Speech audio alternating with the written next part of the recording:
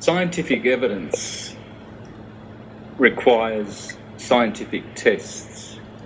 And a scientific test, to be valid, it needs to be verifiable by 3 points. It needs to be measurable, repeatable, and observable. Is there evidence for a stationary, horizontal plane, flat Earth? Scientific evidence. Well, we're going to talk about some tests that have been conducted that prove conclusively that the Earth is stationary. Stationary in relation to what we perceive or what we see moving in the heavens, which we call heavenly bodies, the sun, the moon, stars, etc. So in relation to that, it is stationary. And many tests have been conducted, tens and tens of them, for the last 200 to 300 years, since the days of James Bradley in 1729, Astronomer Royal with his telescope, and then 150 years later, even George Airy with his telescope confirmed the same findings. Then we have Michelson-Morley, Michelson-Gale, Sagnac, and one of my favourites, Pierluigi Igina, a colleague of Marconi, which I will show toward the end of this presentation. Here is Igina here, and he's going to take us through his laboratory. He proves scientifically, with verifiable, measurable, provable, repeatable tests, that the Earth is stationary. So what evidence do we have, though? Because most people conclude that terrestrial material matter always has the shape of spheres. The argument is then that the Earth rotating became a sphere, you see, when it was originated. This is erroneous. And they base this on observing the planets, etc., which they believe are terrestrial, which they are not. And they admit this. If you go to Wikipedia and look under Saturn and Jupiter, immediately in the first sentences you will see there that they are gas giants. So they have no corporal, material, terrestrial body at all. Neither has the Sun. It's hydrogen and helium. And neither do the others. The Moon is the same. They are celestial, luminous, sonoluminescent bodies. So the evidence is that the flat model is consistent with science, and the globe is not. And I'm going to show evidence for that today. I'm going to refer to the work of David Lapointe, wonderful scientist. Go to part 1, then part 2, then part 3. This one here, this is a recent video of his where he's put all of the highlights of his 3 presentations in the one. And I'm just going to get some snippets here, and we're going to show how the Taurus Field, he's concluding that this is the atom. This is galaxies, this is the world, this is everything. The double torus. So what I'm going to show how this double torus fits into a single torus field surrounding this. This is the model that I've always referred to, I've always had. I have had no other models. This is the one. And this is the Ptolemaic model. I'm going to show how Ptolemy's model that was around for thousands of years prior to Copernicus is based on this, geocentric. The Earth is in between these 2 dumbbells, and it's a plane. It's a material plane, just like the rings of Saturn. And David Lapointe proves this. Now, David Lapointe, we will see his laboratory experiments here. So there's no escaping this. This you can do this with the right equipment in your own home, I would say. So let's have a look at some of this imagery. All right, so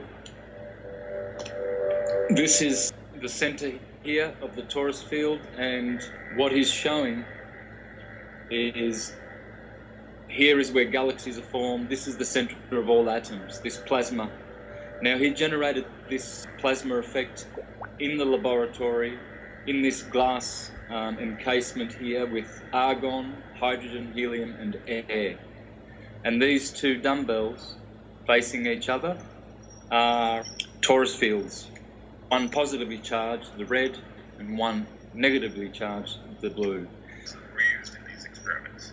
This includes ordinary air, argon, hydrogen, and helium. There's the plasma in the center. There's the dumbbells. The spacing and orientation of the magnetic field emitters were varied in many ways as well. That's interesting. He varied the effect by spacing out the dumbbells, as we will see, and their vector, their angles, and toward each other to manipulate the field.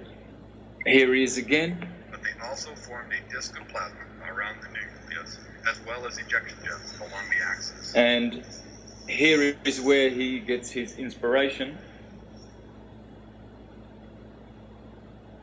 for Pattern will also be discussed further. his model, coming up in a minute. That's the effect of the arcing of the plasma. You see the rainbow colours. These are the colours of creation, the 7 colours. They're always there because light is electromagnetism. And you see the rings, the concentric rings. This is very important. Yeah. Wow. And this is where he got his inspiration from. So this is where his journey begins, basically, I guess, for the creation of the domes. And once it was realized, required for this theory was found in the dome at CERN, it was also discovered that CERN was not the only place with the required pattern. The pattern has been there for centuries at the Pantheon in Rome, which has been referred to as the Vault of the Heavens. Okay, the Vault of the Heavens, very important. Look at that hole in the center. All domes have this because they are channeling electromagnetic energy. Notice the Vault of the Heavens. The vault and the firmament are 2 different things. Okay, so according to how I structure the universe in my models of flat Earth for the last 3.5 years.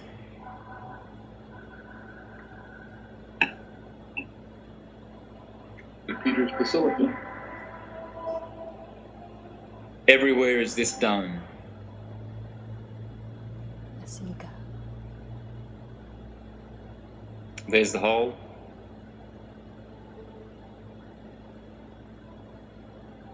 Then one of my favorites was found at St. Paul's Cathedral in Malta. Notice the angels circling the hole at the top of the dome, and compare that to the glowing ring that is found inside the bowl-shaped magnetic field emitters in the vacuum chamber. Why are these angels on fire exactly where they should be?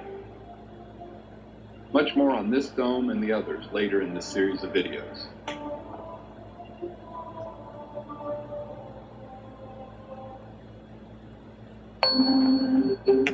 Okay, let's jump forward. Now he shows on his bench, I guess you could say, he's showing the charged dumbbells here, and he's going to show how the energy works and flows through it. These emitters all have the same basic properties, but they do vary in size, geometry, and magnetic field strength. The design and construction of these field emitters are covered by patents that have been filed in both the United States of America and internationally. No rights to the use of the technology covered by these patents is granted or implied, as clearly stated in the statement at the beginning of this video.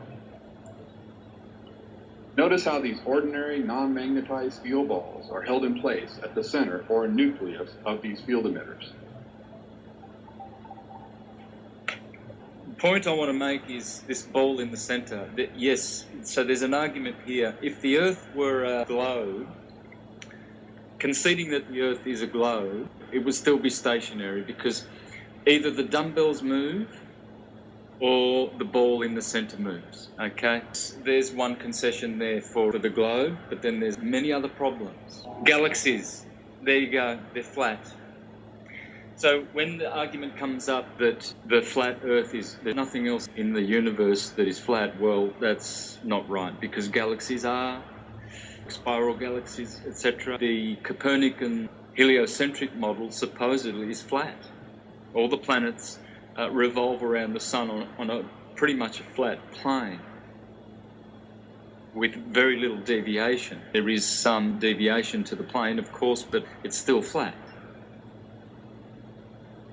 Wow. It's astounding, because this is repeatable, it's observable, and there's no response to this in terms of experiments that prove anything contrary,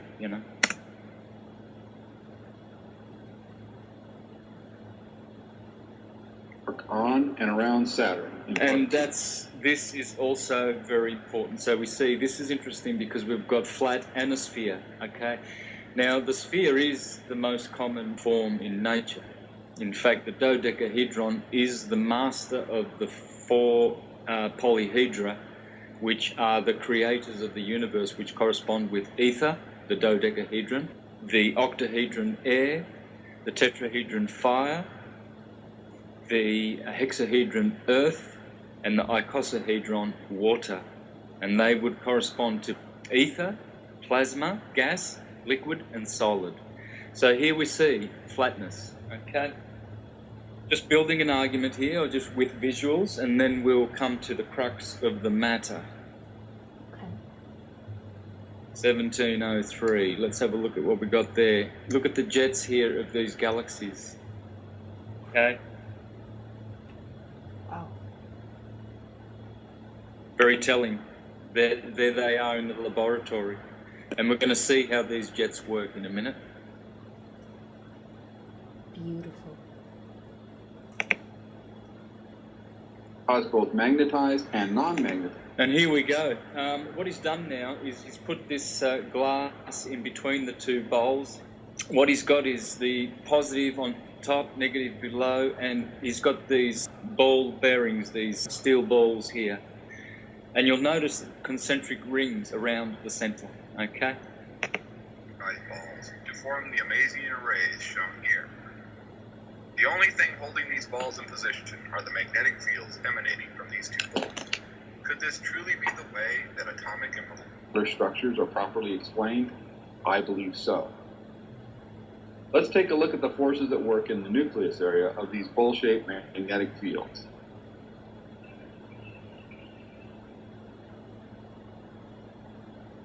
Shown here are ordinary non-magnetized 5mm steel balls.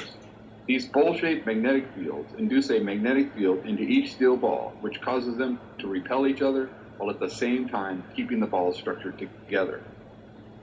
So this mysterious force not only causes the steel balls to become packed tightly together, but it also keeps them apart. Then it does this while at the same time forming a geometrically balanced pattern, just as we find within atoms and molecules. Notice the vibration in all of the steel balls as each new ball is added to the nucleus area. What we see at work here is what I believe would truly be defined as the strong force. So what you can see here is the flower of life. In the center is the central ball, surrounded by 6. This makes the round table of 7. Surrounding 6 is always 12. And 7 plus 12 make 19, which reduces to 1. This is the 1. This is the pattern of all forms like this. So the flower of life, the seed of life, the tree of life, all of the fruit of life, these are all these electromagnetic energies, shapes.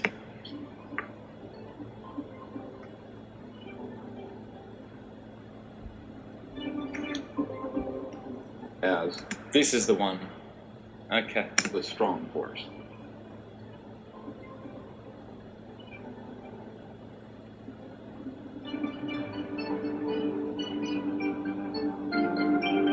Then we will take a look at some incredible cutting-edge research from scientists at IBM.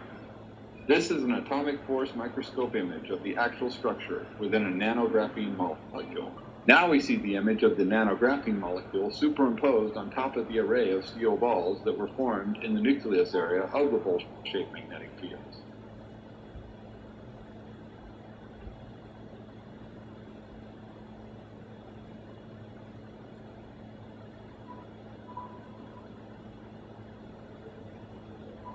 The steel balls are supported by a sheet of clear acrylic, which does not come in contact with the magnetic poles at all. Therefore, it is only the magnetic fields of the red and blue balls which are responsible for the shape of the patterns we observe here.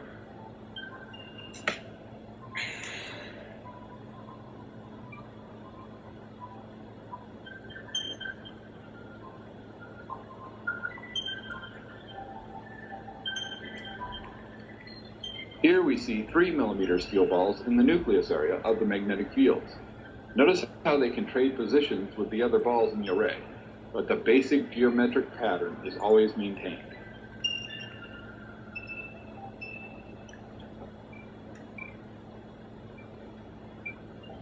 Now let's take a look at how these non-magnetized steel balls form orbital patterns around these bowl-shaped magnetic field emitters. Again, notice how even in the orbital area, these magnetic fields cause the steel balls to be packed tightly together, and yet at the same time they repel each other.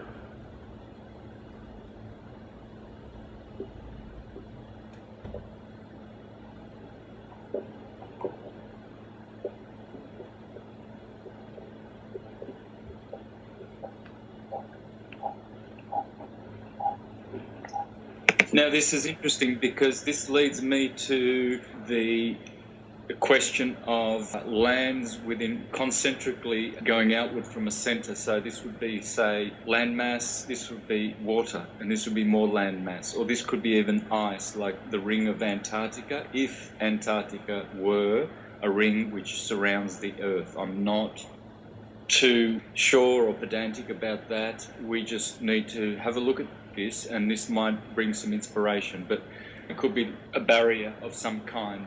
Concentric land masses around a kind of mandala. As you will see, the Earth is a mandala, as it's described in Bhagavad Gita.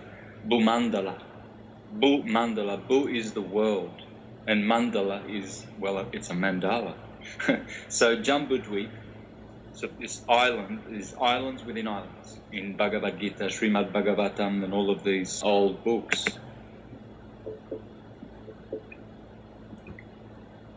Even 25 mm non-magnetized steel balls follow these same rules.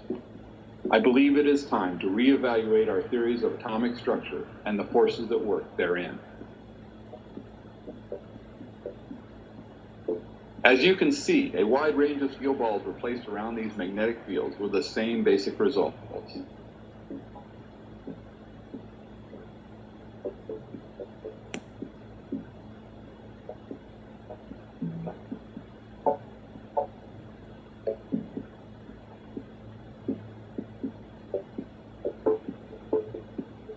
Here we see 5 mm non-magnetized steel balls forming a complex array of orbitals around the nucleus. Notice how the steel balls all repel each other.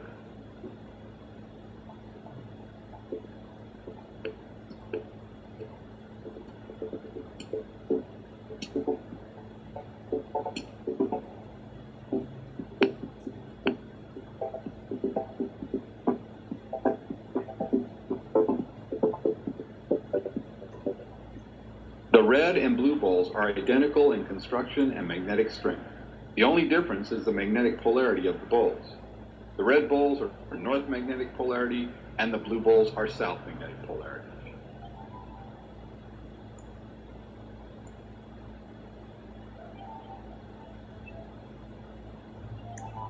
Notice the various ways in which these balls will bond with each other.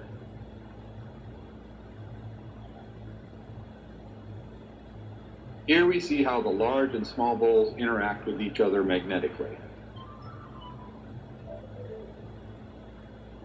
Notice how the small blue ball is forced to flip over and then floats within the large red ball. The small red ball responds quite differently, as you can clearly see.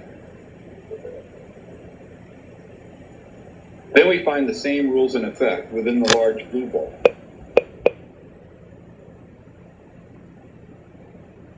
Now you see how the orbital distance of the small ball set is determined by the spacing between the large red and blue balls. Wow. So you can see the plane of inertia there. It's right in between the eye of the storm of the vortex, that everything is vortexual, all energy. See the work of Walter Russell. And he always spoke about the red and the blue, red shift, blue shift.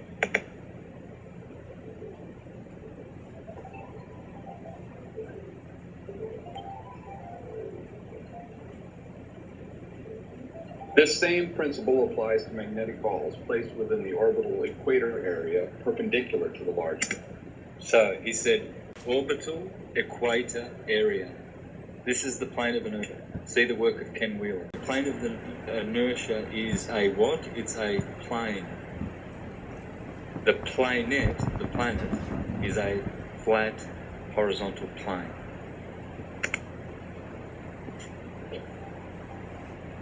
In this demonstration, a singular magnetic ball is held in place by the magnetic poles, and then a second magnetic ball is added.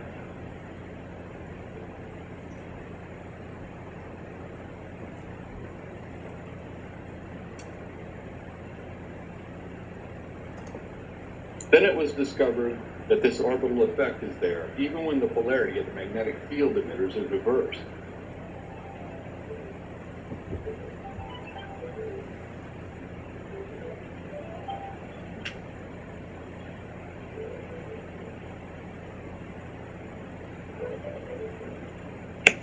So here we see an argument for a convex spherical globe Earth, but it would have to be stationary because one moves, the other does not.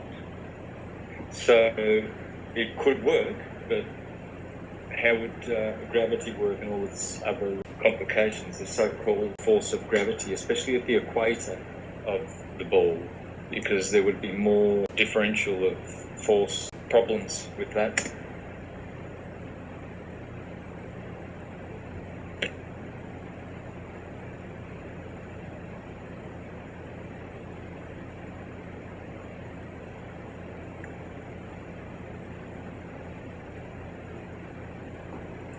Wow.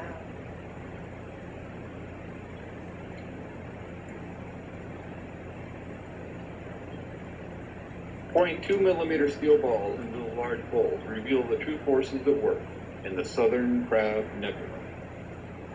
Here you go. There's the dumbbells, it's all there.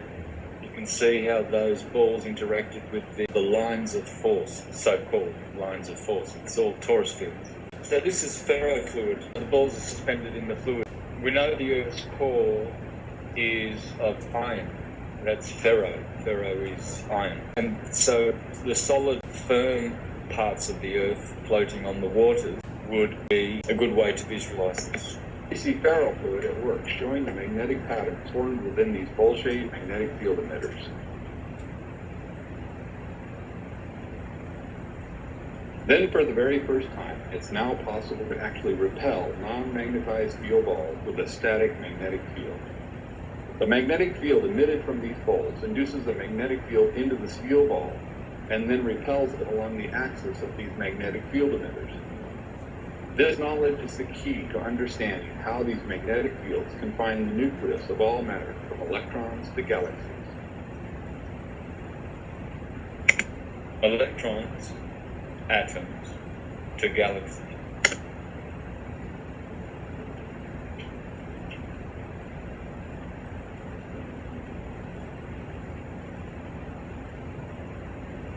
This is the force. May the force be with you. This is the only force that exists. Electromagnetism. That's the Trinity. Dielectricity, magnetism, electricity, in that order. Those are the three field modalities of the ether. Light. In this experiment, the anode, or the positive side of the high voltage electrical supply, has been disconnected from the lower part of the vacuum chamber into a bar-shaped magnet along the axis of the matter being measured. There are in reality... So basically this is the model I've always used, and probably inspired by watching Primer Fields the first time around about 2011. See, when these were published, 2013, yeah. I remember watching this years ago. And so when Flat Earth came along, this is it. I realized that this is the Ptolemaic astrological model and biblical model. It's every model. The Hindu, it's every model is this. This is an apple. The apples of Apollo, the golden apples. The cosmic egg model.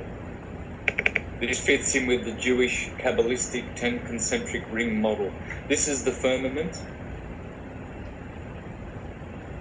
And this is the vault of heaven. Probably what they consider to be the Kuiper belt. And this would be like the Van Allen belt. I'm not sure. The impenetrable Van Allen belt. And this firmament supposedly was created on the second day of creation because the heavens, the vault was first.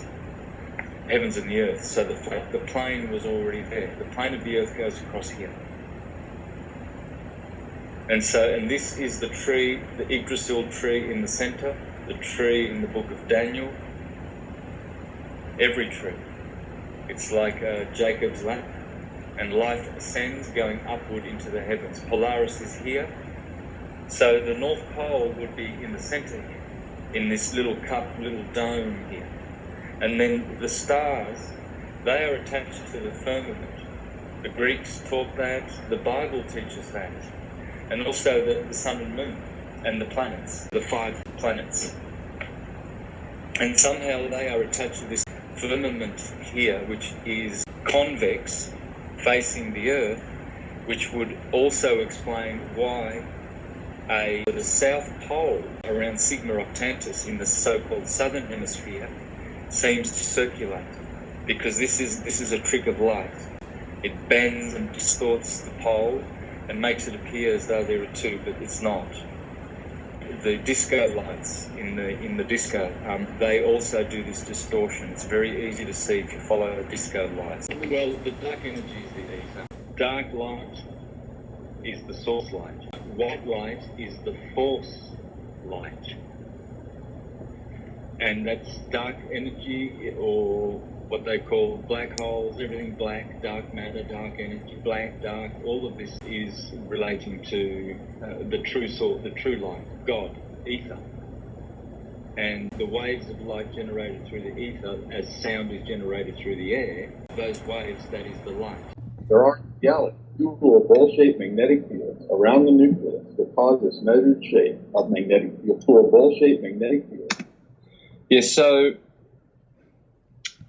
you see the main Taurus field on the outside with the tree of life in the center, and here this is another system, a split torus, obviously. And so if there is convexity here to this in the Earth system, the Earth firmament, this would be the firmament in my thinking, then the trick of light, as we will see later on, an experiment with how convexity and concavity actually flip the object in its scope, in its view, upside down. So there's definitely tricks going on. As to who can explain it, well, I can basically explain it. As we pool our knowledge together, we'll be able to advance in understanding how this firmament works. Around the nucleus that cause this measured shape of magnetic field lines.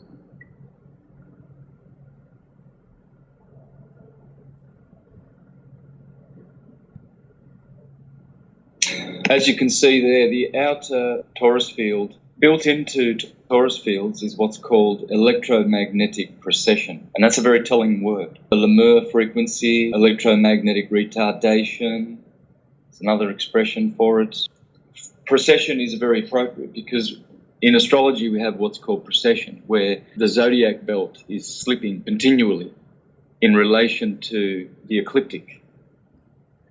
And this would explain precession as well, the Taurus field universe.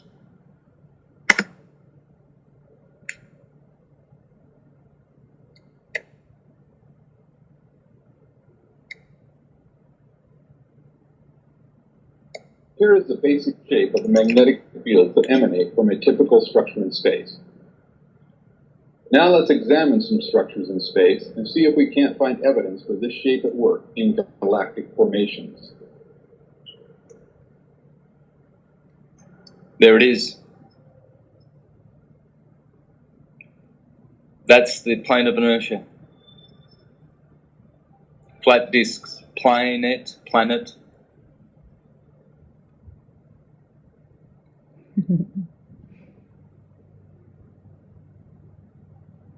And this goes with the theory of Pierluigi Gina, Italian scientist, which I will Here's how we are show. mistaken in our understanding of the true forces at work in galactic structures.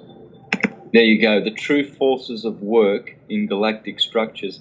Pierluigi Gina also agrees with this. He studied with Marconi for 10 years, and they discovered that there are two energies, the Earth energy and the Sun's energy.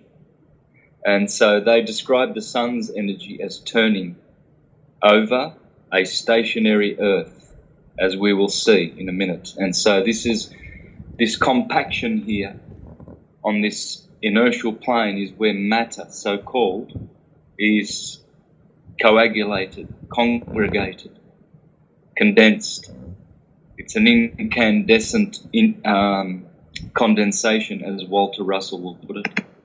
These large structures in space could not be explained by the currently accepted theory of gravity alone.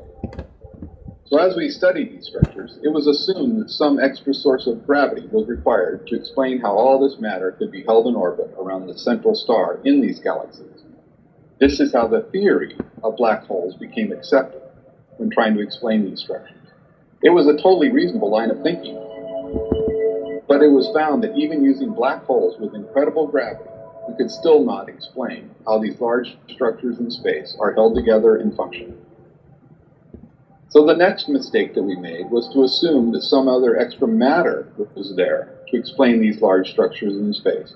Along came our theory of dark matter. But even when we applied both the theory of black holes and dark matter to our puzzle, there still were some problems. It seems the universe itself was not only expanding, but that rate of expansion was increasing. To explain this, we came up with the theory of dark energy. So now we have invented three totally unproven theories to explain what we find in the visible and known matter in space: black holes, dark matter, and dark energy. But they are not required at all if you eliminate the basic misunderstanding of magnetic fields around the nucleus of all structures in space. Once you properly understand this revolutionary theory of how magnetic fields can cause not only plasma, but actual matter to form the structures we find in space, you will clearly see that black holes, dark matter, and dark energy do not exist at all. We made some fatal mistakes in our thinking. Matter can be ejected by these And this is what he's getting at with his experiment. shaped magnetic fields. So now I'm going to show you magnetic ejection utilizing the CERN ball. So this one will shoot these magnets, ordinary magnets, about 25 to 30 feet across the room. If I have a large room, I don't have that big a room we're working in right now. So I'm just going to show you what I'll do. So hold it down here, and I'll just put it in through the bottom, through the hole in the bottom. A little tricky, it doesn't really want to go in there. It's kind of against it. But then you can get it to where it's a balance point, where it doesn't take any energy. But once you push it past that balance point,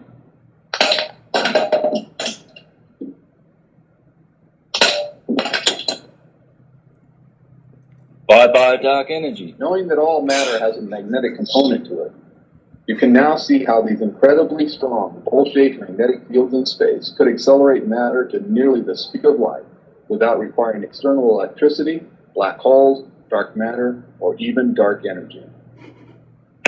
And non-magnetized balls to form orbital rings around the nucleus. All right, so one more go over this.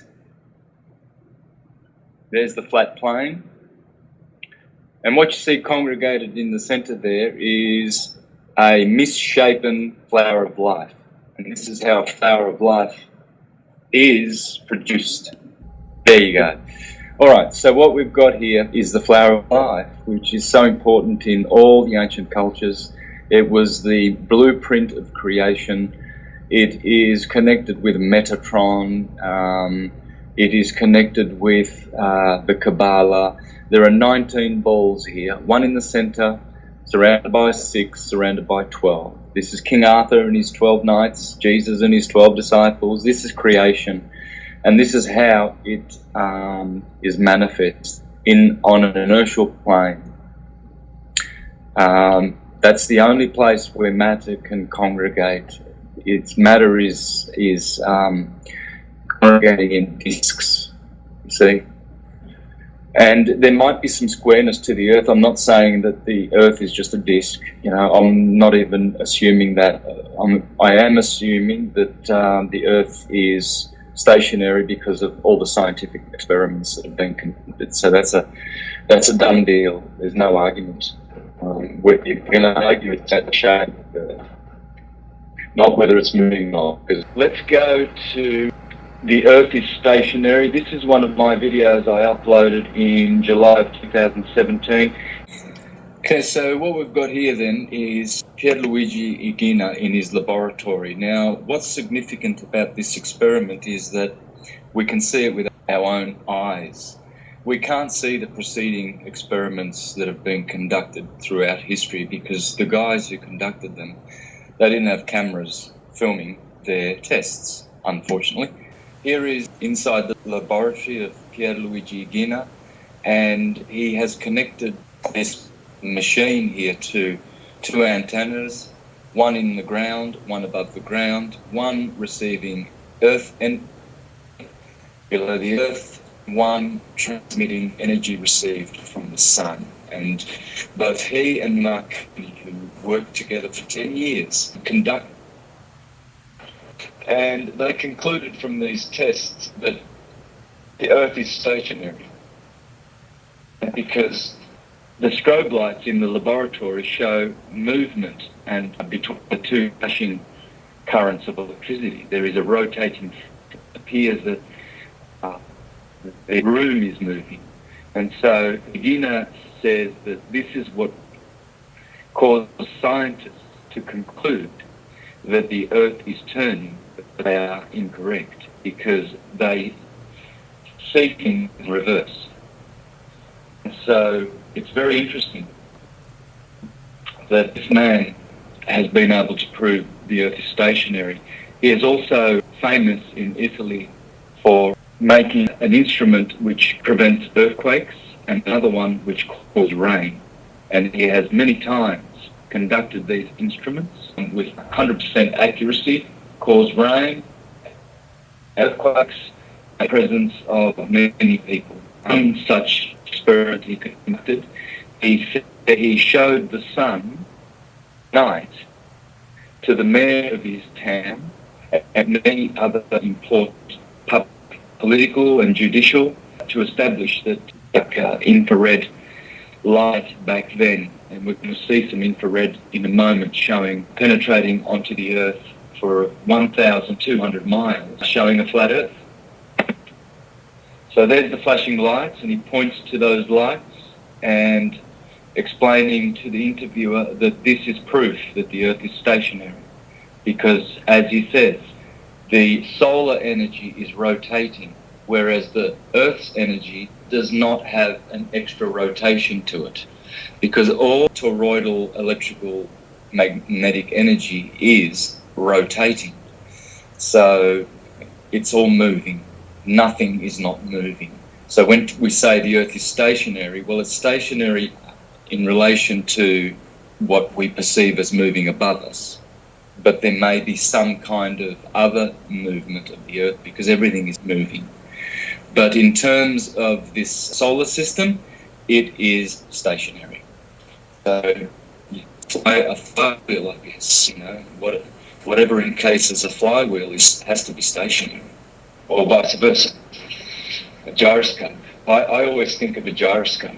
All atoms, all cosmoses, all galaxies, they all resemble a gyroscope. And there's the movement. There it is. That movement there is what is deceiving scientists. That is the solar energy rotating. And there's all the strobe lights all set up.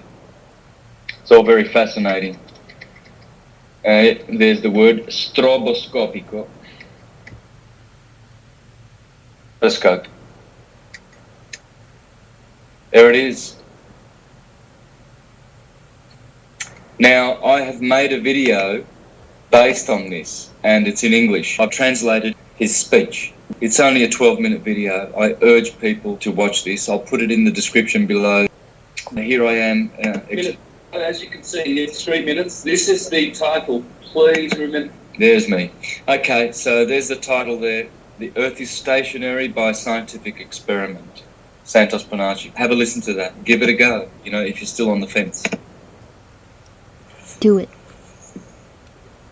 Yeah, because the tests have been conducted, whereas no test has there been conducted which proves conclusively, positively, that the Earth has movement in relation to the heavens. Sagnac, Michelson Morley, George Airy, James Bradley, all of these guys, they've done it, whereas all the Copernicans have with their moving Earth. Einstein concluded and declared once that no experiment has ever been conducted that can prove the movement of the Earth. Yep. Gotcha.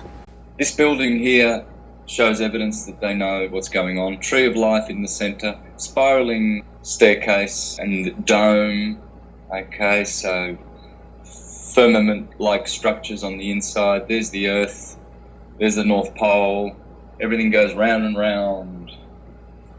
Wow. Like a merry-go-round. That's beautiful. And there's, yeah.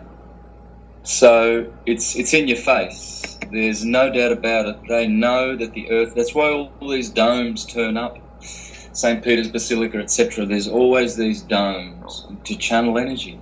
It's to bring energy into those edifices, which is God energy, and that's why people have such wonderful mystical experiences when they go into cathedrals. Another thing I want to show you from this video is this experiment. I was talking about the trick of light of the dome, the firmament being convex. Well, just have a look at what concavity does here in this experiment. Today I want to share a piece that I had my students take a look at, a study of lenses and mirrors. Now, it's a fun piece, and it simply gets students thinking a little bit more about what happens to light when it's reflected off different shaped surfaces. Now, let's take a closer look at it. Here's the eyepiece. This is what you look through. And when we push this button down, this light goes on. And at this end, we have a concave mirror. Let me continue turning it around here. Take a look at the other side. Pretty much the same from either side. Once again, I push down on the button. The light goes on. And what I'm really concerned with is looking through this eyepiece. So let's take a look together. Now I'm going to push down on the button a few times. I'm going to flash this light on and off. And if I look outside the eyepiece, push down the button, we can see that's the bulb we're looking at. And once again, from in the eyepiece, push down the button, there's the bulb. Now what I want to do is I'm going to unscrew that bulb, push down on the button again, and hey, there's the bulb again. Where is it coming from? I look outside the eyepiece, it's not there. Look in the eyepiece, push on the button, and a bulb appears. So as you can see, there's no bulb in the socket, but yet pushing on the button and the bulb appears. Let's put the bulb back in again, push it down, there it is. Oh my gosh. Take it back out, push down the button, and it's still there. Oh my. So the whole question is, where is this coming from? Well, the first part of the answer has to do with that mirror at the end of the device. It's a concave mirror, and we know that concave mirrors will reflect an image and invert it, which means it's going to flip it upside down. The rest of the explanation has to do with that box that light and socket is sitting on. Now, if we were to take a closer look inside the box, we would find a second bulb and socket mounted directly underneath the first one, upside down. Here's a simplified version of what's actually going on. Here we see the two bulbs. They're not lit. I push down on the button, they both come on. But we don't see that second bulb. Now, if I unscrew the top bulb and I push down on the button again, that lower bulb, which is upside down, will light up, and its image will be reflected and inverted, or in this case, turned right side up, so that it appears where that upper bulb is supposed to be sitting. Now let's take a closer look at this piece. Here we can see both bulbs, and if I push the button down, they'll both light up. There we go. And if I remove that upper bulb and push down on the button, just the lower bulb lights up, and that's the image that is reflected and inverted so that it is going to appear in that empty socket at the top. Looking at the bulb from a different angle, it doesn't work. I have to look straight on for that bulb to appear. And the eyepiece puts us in the right position for this to work. So you see, he said there that he had to look straight at it. So you see how perspective can distort reality. Just your perspective, it's so limited. So if he doesn't look through the eyepiece, he won't see that phenomenon. And so wherever we are on the earth, when we look at the north and the south and the equator, we see this split sky, giving the appearance of two poles. I mean, there could be two poles in some way. I don't know how to explain that. But when you look at this natural experiment, and this is the model of all energy, well, then you would prefer to use this model, wouldn't you? You know, it just makes sense. And so what I want to show now is Stan Tenen. Have we looked at Stan Tenen? No. Stan Tenen is a Hebrew scholar. This is what's interesting, because they have inside knowledge. So let's see what model he uses for the cosmos. He uses an apple, a red apple. Let's have a listen to Stan Tenen. What you realize is that this can be very much like a kind of bowling ball, where if you could put your thumb down into the middle, you could grasp between each of these edges, and it would look, if I can display it for the camera, just like a hand. Remember, my thumb is going into the middle, and what I'm saying is that each of these regions, from here to here, would be a hand. And of course, there'd be three hands as I go around. I'll show it to you from here. There's three hand-shaped sections. And so there'd be 4 fingers in each one, the thumb in the middle. There'd be 12 fingers around the perimeter. And thus you have 12 tribes around the seed center, the star, the tabernacle, if you'd like. In other traditions, there are 12 apostles, there are 12 knights around the round table, there are 12 imams of Shia Islam, there are 12 houses to the zodiac. There are a whole number of 12 around 1 forms. And in the middle, of course, if we would open it, this disc, I don't know if you can see this very well, but the disc is the flat earth. This is where, I'll put it inside and you can see the hand in there. You put the hand inside, this disc becomes the earth, there's the sun, this is the heavens, the dome. And what we've got in our model, again, is a model hand. Now, why a model hand? Well, now we're going to get back to the discussion. Okay, I urge you all to check out the work of Stan Tenen, please. So here he shows what model the Hebrews teach: the cosmic apple, apple of Apollo, the cosmic egg, toroidal field, the torus, hence why the Torah in Judaism is so important, because everything is based around the Taurus field. An atom is a Taurus field. And when the Egyptians say all is atum, that's what they mean. Everything is a self-similar fractal universe. As above, so below. It just repeats, and it's self-similar everywhere. And so that's what Torah backwards means rotate. So the Taurus field rotates. And you see the disk that he's talking about, the flat earth, is intersecting right through the middle as we have it, and as I have it in my model, which is based on the Taurus field. Now, if the earth were a globe, how could we, for instance, we're going to have a look at some infrared pics here. This is the Mississippi River, you can see here. This guy is traveling west around about, he's in the Midwest, around about Oklahoma, flying west and looking north, And what you'll see, folks, with this infrared camera is he will be able to prove that he can see 1,200 miles right to Hudson Bay, past the Great Lakes, Michigan, etc., Toronto, and you can see right over into Hudson Bay. So here's the Mississippi River, and you can see he's right about there around Oklahoma area. Let's have a look at this.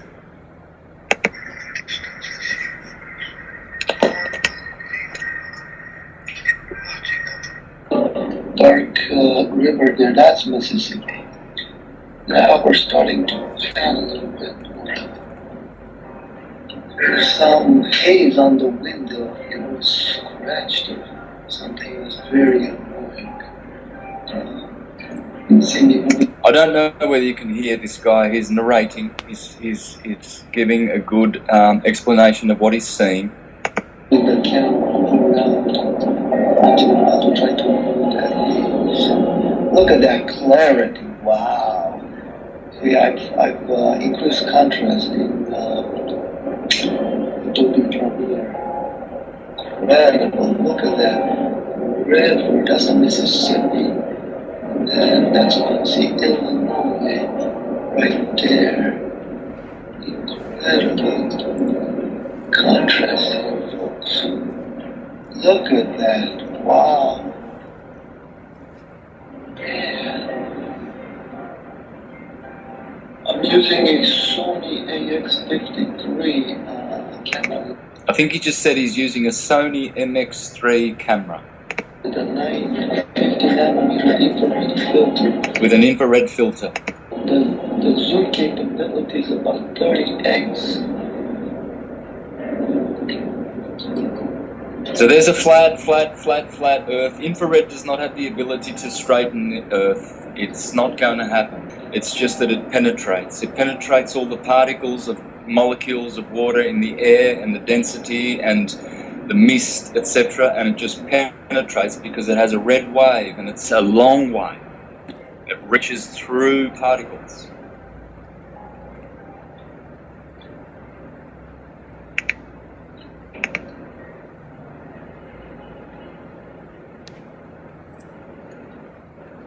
Okay, let me try and go forward. What we're doing.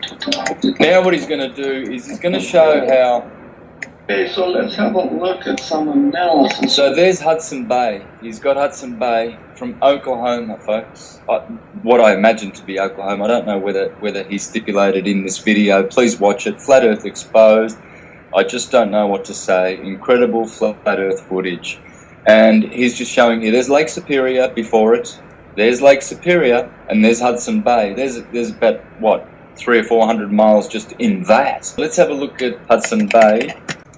Down here in Mississippi, he's looking 700 miles away over to Lake Superior, and then beyond that to Hudson Bay, folks. If there's no curvature there, the Earth can't be concave, you know, and obviously can't be convex either. There's the sort of fall. There's the sort of fall it would have to have. You know, that fall, that arc there. That's just, it's too much. You know, he's actually pointed out that beyond the lake, which you can see, is 1,700 miles. So what you just saw was he was somewhere around here, Mississippi, and looking right up here, all the way over to Lake Superior and beyond. Okay. Now, here's another interesting pic. Pic de Finistrelle, Pic Gaspard, Écrin. 443 kilometres of current world record of distant landscape photography.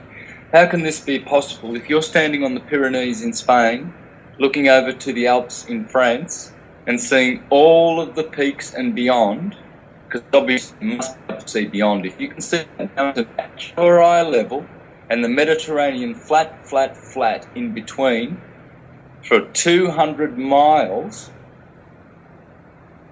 beyond, how can such a thing exist? How can it be? It just can't be. Please check out this website, Beyond Horizons, Pic de Finistrelle, because that's the peak of the mountain called Finistrelle, which means little window in French. All right, so please check that out. And again, there's many other evidences. Here is a picture of Reunion from Mauritius. That's 210 kilometers, folks. You can see there it is. It's just standing out of the water at eye level. I mean, that's flat. That's very, very flat. Here we see Oahu, visible from Kauai Airport, 90 miles away. There it is, right up at eye level. This is interesting. From Anchorage, Alaska, you can see Mount McKinley. It's pretty much standing up in the heavens. No fall. You shouldn't be able to see it at 140 miles. It's 190 miles away, rather. Not possible on a globe. Here's the 7 states. So you can see Tennessee on the left, Kentucky, North Carolina, South Carolina, Georgia, Alabama. So this must be from the 7th state would be, it's 7 states anyway. So I'm not sure from which they're filming that, obviously from the western perspective looking east. Okay. All right, so let me, this is interesting. Samuel chapter 2, verse 11 uses an expression open country in modern translations, whereas in the old Bibles, look at this, flat earth. What is the flat earth doing in the Bible? Well, obviously the clever Copernican brainwashed people today will say, oh, yes, well, they were stupid back then. You know, they couldn't even write. They were just... Our ancestors were just stupid, weren't they, to believe in the flat earth and to teach it. Well, they weren't stupid. Evidence shows conclusively that the DNA was better and they were much more conscious, used all of their brain capacity, not 10% or 1%. They were clever enough to make pyramids and lots of other fabulous technology. You need to watch not to be manipulated, as Pythagoras would tell you. To be successful, manipulation should remain invisible. The success of the manipulation is guaranteed when the manipulated believe that everything happens naturally and inevitably. In short, manipulation requires a false reality in which its presence will not be felt. There's the dome of heaven. Obviously it's concave here, but there is concavity and convexity to the structure above our heads, folks. There's both. Yep. Now, I want to conclude, there's that building we saw before, very interesting, that spiral, and then look at this angel at the top. What's that doing? Looks like an angelic creature. That would be Brahma, Polaris, Jehovah.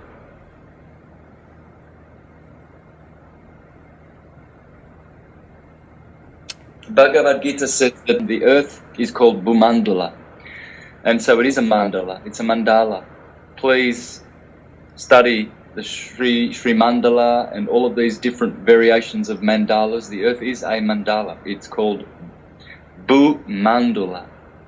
Bhumandala. And they also say that the sun, Vivasvan, or Rama, there's many names, Indra, many names for the sun, and it circles on a ramp, and as it goes around the Tropic of Cancer, it's high, and then it ramps down to the Tropic of Capricorn, and then it's lower and wider, and that's why it reaches the outer limits around Australia and everything. And then Cancer, it's very, very high, and it goes down a ramp from the solstice of Capricorn down here to the solstice of Cancer up here on a ramp. And it's on a rail. Look at this rail, It says it's on a rail around the ring of Antarctica. That's Bhagavad Gita, folks. It's not me. There's the eye of God, the eye of Ra, and its dome, It's all like this. There's the domes. More domes. Channeling in energy, magnetic energy, spiritual. Dome, domain, domicile, dominion, kingdom, wisdom. So I want to conclude now. There's some beautiful images of a flat earth. These are photos, no tricks, no fisheye lens, just natural. The sun's never far away from the earth. It's just above it. It's all flat. It's all flat. So Let me just finish off now with how the trick has been played against us. So do you see these slides? Yes. Great. There's the concentric rings of the dome surrounding the Earth. All of these cosmologies, rings within rings, Ezekiel's rings. This is how it works. They put a globe down here, but really it's a flat plane intersecting the Taurus Field, and then all of these concentric rings represent the planets. Here is the Moon, Venus, Mercury, Sol Invictus, the Sun, Mars, Jupiter, Saturn, and then this is Uranus. This is where the stars are, pinned to the dome. This corresponds with Jewish, Mayan, Egyptian, all cosmologies. There it is. The stars above, there's the sphere of Uranus, the fixed stars, then Saturn, Jupiter, Mars, Sun, Venus, Mercury, Moon, according to the orbits, their orbits around the Earth, and how long they take to orbit the Earth, how long their cycle is completed. There it is there, there's the tree of life. I don't know whether any of these are 100% accurate at all, and I'm not suggesting that, but we saw the science. It's provable, it's verifiable, repeatable, measurable, observable, and there's no denying it. It's just you got to put two and two together. There's the ladder at the North Pole leading to heaven. You go up, everything goes up. Here is hell. Below there are 7 planes of hell. There's Dante's version. There's the 7 planets, Moon to Saturn, then the dome, then the crystalline watery sea, then the primum mobile, and beyond that is the Empyrean. And it's biblical. There's the firmament, built on the first day of creation, Genesis chapter 1. The firmament of heaven to divide the day from night, and let them be for signs and for seasons and for days and years. There it is.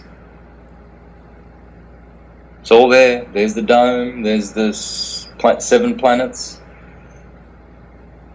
See, there's rings, outer rings. We saw the David Lapointe experiment showing that matter congregates, makes a space. So that would be Antarctica. Then there's more land and with water, then another space. There's an ancient Japanese or Buddhist map showing lands outside the flat Earth beyond Antarctica.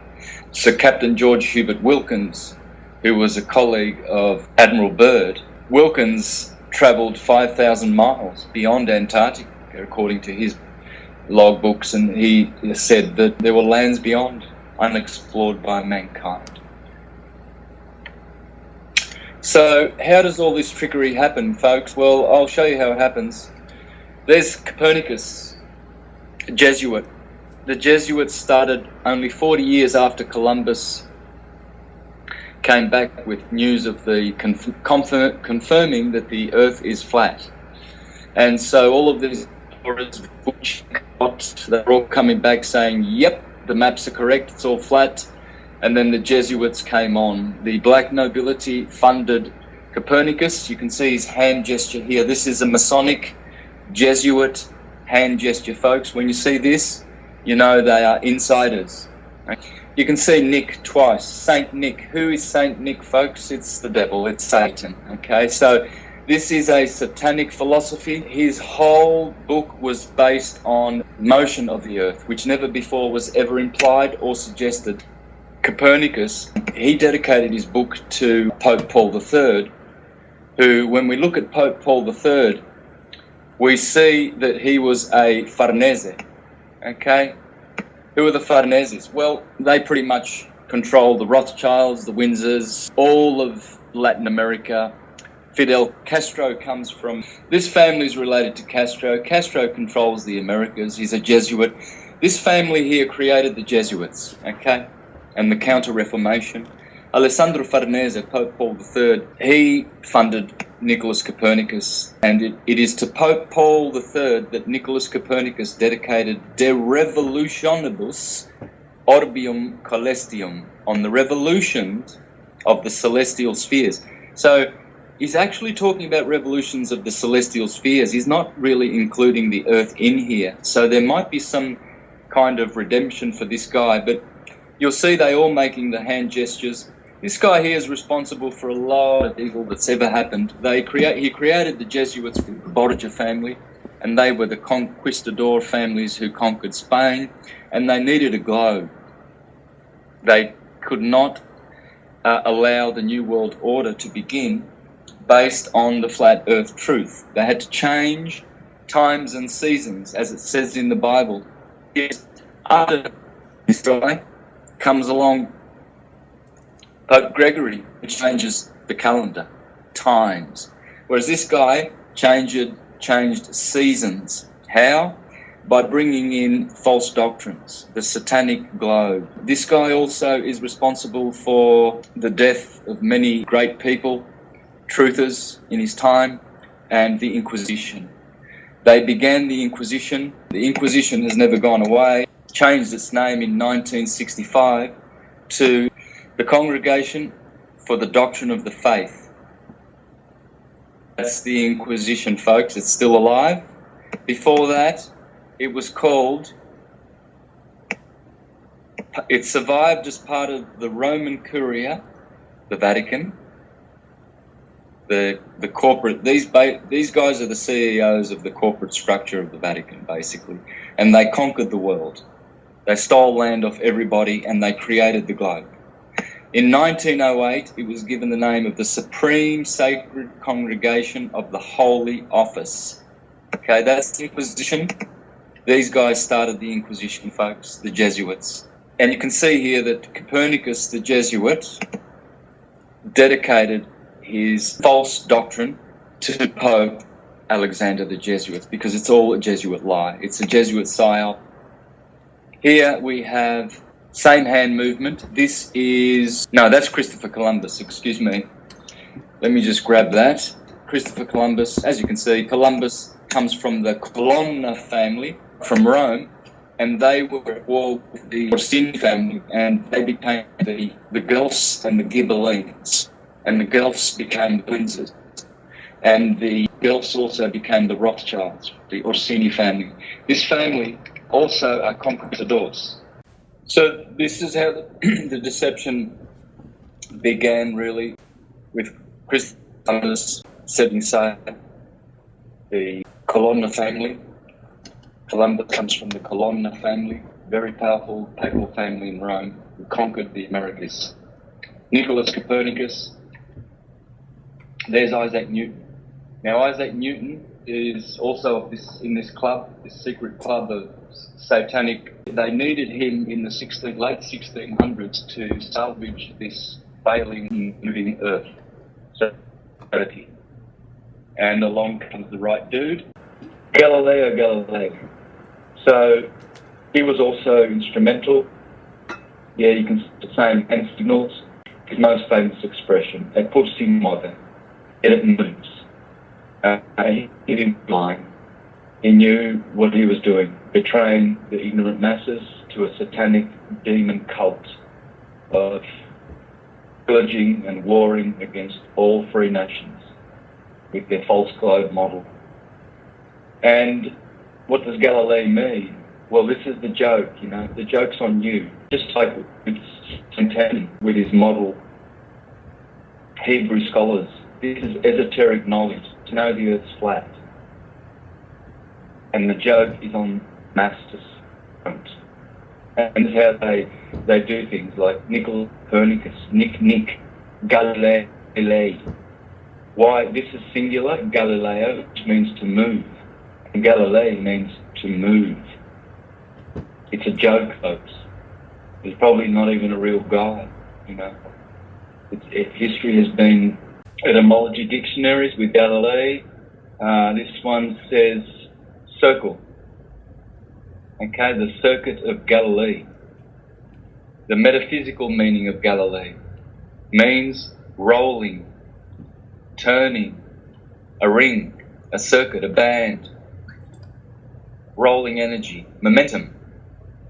Etymology of the name Galilee, meaning to roll. Galal. And here's Strong's Concordance. When you go to Strong's Concordance, there it is. It tells you it's a circuit. Undeniable. So it's a big joke on humanity, the purpose for which to deceive humanity and to keep them in their prison planet, their prison globe. And they created a religion based on the globe. It's called globalism. The globalists and their agenda, 2021, 2030. And so they brought in the globe as a psyop, and now humanity are waking up because we've got infrared and Nikon 1000 cameras, and we've got all kinds of instruments that have proven that the Earth is stationary. Scientists are on board. Pilots are on board. They're seeing through the fraud. There's been a fraud perpetrated. Here is the founder of the Jesuits, Ignatius de Loyola. Look at the hand signals. Yeah. Wow. Here is Martin Luther, the so-called Protestant of the same time that the Jesuits were founded. It's been known on the inside that Martin Luther was a Jesuit, folks. They created Protestantism. They created the brand that we have now, corporate, which all have their 501c3s, tax exemption, right? Because before that, true Protestantism was the Huguenots, the Socinians, the Waldenses, the Lollards, the Polish Brethren, the Socinians, the list goes on, the Waldenses. They were true Protestants. They were vegetarian, they were healers, they used astrology as recommended in the Bible, Job 38:32. Job, do you know the Mazzaroth? Because if you don't, you're a dunce. They created the false Protestantism based on a historical Jesus, whereas the true Protestants denied Rome's historical Jesus, which is the reason for Peter's pence, the Church of St. Peter and tax collection, based on a historical Jesus here on earth, whereas they were not literalists. They knew that Christ was eternal and it wasn't a historical true story, although there is complete truth in Christianity because it is a true religious science. So what they did was they corporatized it, but the true Protestants, what they call pagans now, they refused Rome's reason and excuse for a military and taxes, etc. And they accepted the Christ within. So the Jesuits were clever. They created this false Protestantism, printed Bibles on the Gutenberg press, and started teaching a literal doctrine of Jesus Christ. So they're all liars, they're all Satanists, they're all Jesuits. Calvin was a Jesuit. There's plenty of evidence, folks. Please look into it. These people started the Inquisition. I've included all the points that I wanted to make. So I'm finished. Folks listening, there's plenty of evidence scientifically that the Earth is a horizontal plane in respect to the heavens. Whether you're not satisfied with the explanations I've given here, maybe you can add to these explanations. Maybe you can show that the Earth has a squareness to it. There's a lot of models out there that I'm looking at as well and keep my eyes and my mind open.